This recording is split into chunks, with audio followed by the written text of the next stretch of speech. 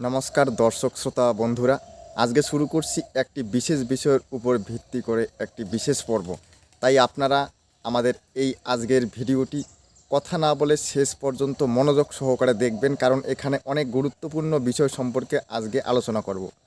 আমরা অনেক সময় অনেক কার্য সম্পন্ন করার পরেও শেষমেশ গিয়ে অকৃতকার্য হয়ে যাই, এবং তখন আমরা ভাবি যে আমরা তো এত পরিশ্রম করলাম, এত কষ্ট করলাম, এত খাটুনি করলাম, কিন্তু তারপরেও আমার কোনো ফল লাভ হলো না কেন, আমি কেন অকৃতকার্য হলাম এবং আমার এই পরিশ্রমগুলো কেন বৃথা হয়ে গেল। এটাই আমরা মনে মনে তখন একটা ভাবনার মধ্য দিয়ে এগিয়ে যাই এবং আমরা এই কল্পনা করে তখন সেই কাজটাকে ছেড়ে দেই, তাই তো, যে আমি আর এই কাজটি করব না, কারণ আমি এই কাজে অকৃতকার্য হয়ে গেলাম, আমি হেরে গেলাম, আমি পারলাম না। অনেক তো পরিশ্রম করলাম, অনেক কষ্ট করলাম, সব কিছু খাটুনি পরিশ্রম আমার বৃথা নষ্ট হয়ে জলের মধ্যে চলে গেল। এই মতাবস্থায় আমরা তখন ওই কাজটা ছেড়ে দিয়ে আমরা বসে থাকি বা অন্য কোনো কিছু কাজ করি। কিন্তু একটা জিনিস বন্ধু, আপনারা কখনো কি চিন্তা করে দেখেছেন যে আমাদের একটা বাংলা কথা আছে, 1, 10, 100, 1000 এবং অগণিত।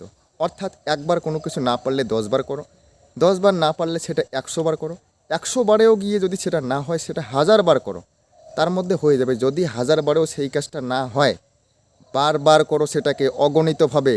হাল ছেড়ো না কখনো তবু জীবনের মধ্যে। হাল না ছেড়ে সেই কাজটাকে বারবার করে যাও, ঘষা মাজা করতে থাকো, রিসার্চ করো কোথায় তোমার সেই কাজটার মধ্যে ভুল হয়েছে, সেই কাজটা কেন সফল হলো না, কেন তুমি অকৃতকার্য হলে। সবাই তো ওই একই কার্যের মধ্যে কৃতকার্য হচ্ছে, সবাই তো সাফল্য লাভ করতেছে, কিন্তু তুমি কেন পারলে না, তোমার ভুলটা কোথায় আছে, তুমি সেটাকে খুঁজে বের করো এবং সেই ভুলটা খুঁজে বের করে তুমি তোমার এই ভুলের মধ্যে সংশোধন করে নতুনভাবে সংযোজিত করে আবার সাফল্য লাভ করো।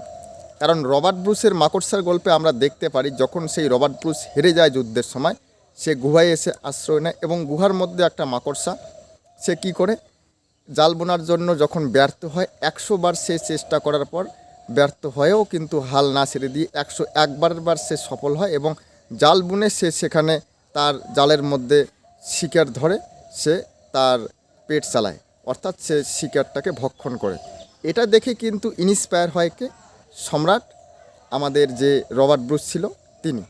এই রবার্ট ব্রুস আমাদেরকে মাকড়সার গল্পের মধ্য দিয়ে একটা এমন এক্সপেরিমেন্টস দিয়ে যায় এবং এমন একটা ইন্সপায়ার দিয়ে যায়, যেটা দেখে আমরা উদ্বুদ্ধ হতে পারি যে না, কখনোই হাল ছাড়া যায় না এবং হাল ছেড়ে দিলে গেলে আমরা হেরে গেলাম।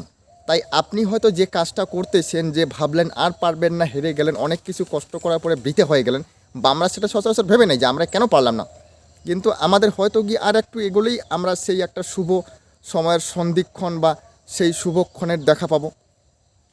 কিন্তু আমরা সেই সন্ধিক্ষণ পর্যায়ে এসে আমরা কি করি, একদম সেখান থেকে ঘুরে চলে যাই, অর্থাৎ আমরা সেই গন্তব্যস্থলে পৌঁছেও না পৌঁছার ভান করি, বা আমরা পৌঁছেও সফলতা লাভ করতে পারি না। কারণ আর একটু পরেই যে দরজাটা খুলবে সেটা কিন্তু আমরা অপেক্ষা করতে পারি না। অর্থাৎ আমি সারা রাস্তা গেলাম, দরজা পর্যন্ত গেলাম, গিয়ে দরজার মধ্যে যে একটু ওয়েট করতে হবে, দরজার মধ্যে নক করতে হবে, দরজাটা খোলার মধ্যে যে একটা প্রসেসিং থাকে, সেই সময়টা পর্যন্ত আমি দিতে পারি না, তার ফলে কিন্তু আমি হেরে যাচ্ছি। এই জিনিসটা তখন আপনারা বুঝবেন যে না, আপনার কোনো কিছু একটা কারণ আছে। কারণ আপনার সফলতা না হওয়ার কারণটা কি, আপনি জানেন যে এই রাস্তায় আপনি সফল হবেন, এইটা আপনার সঠিক পথ, কিন্তু তারপরেও কেন আপনি সঠিকভাবে সফলতা লাভ করতে পারছেন না, অথচ অন্যেরা সফল হয়ে গিয়েছে।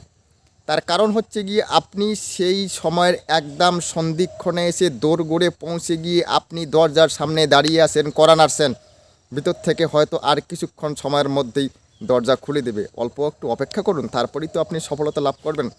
বন্ধু দেখুন, আমরা এইভাবেই আমরা নিজেদেরকে হারিয়ে দিই, আমরা নিজেদেরকে ধ্বংস করে দিই, কিন্তু এটা কখনো করবেন না। আপনারা সফলতা পাবেন, সফলতার মধ্যে আপনারা পৌঁছে গেছেন। আপনারা ভাববেন যখন কোনো কিছু কাজ সঠিকভাবে হচ্ছে না, তখন ভাববেন যে সফলতা পর্যন্ত এসে গিয়েছেন এবং আর একটু পরেই ধৈর্য ধরে থাকলে সফলতার মুখ দেখতে পারবেন। তাই সফলতাটা আপনি হাতছাড়া করবেন না। এভাবে আপনি এত দূর এগোতে পারলেন, আর একটু সময় কেন অপেক্ষা করতে পারবেন না? যদি আর একটু সময় অপেক্ষা করতে পারেন, তাহলে সফলতা নিশ্চয় পারবেন। এই কথাটা আপনি দেখবেন, আপনি নিজে নিজে ক্যালকুলেট করবেন, জাস্টিফাই করবেন এবং আপনি এটাকে প্রমাণ করে নেবেন যে না, সত্যিকারের কথা এটাই, যে আর একটু সময় অপেক্ষা করলেই সাফল্য নিশ্চিত। তাই এরকম করে অনেকটা পথ এগোনোর পরে কখনোই হাল ছেড়ে না দিয়ে আপনি হেরে গেলেন এটা মাথার মধ্যে না এনে আপনি আর একটু সময় অপেক্ষা করবেন ধৈর্য সহকারে, দেখবেন ঠিক সাফল্য পেয়ে যাবেন। আর সাফল্য পেলে তখন আপনার সব কিছুই খুব সুন্দর বলে সর্বাঙ্গীন মনে হবে। ধন্যবাদ সফলতার ইতিহাস ইউটিউব চ্যানেলের পক্ষ থেকে আপনাদের সকলকেই অগ্রিম বিজয়ের শুভেচ্ছা রইল। ধন্যবাদ।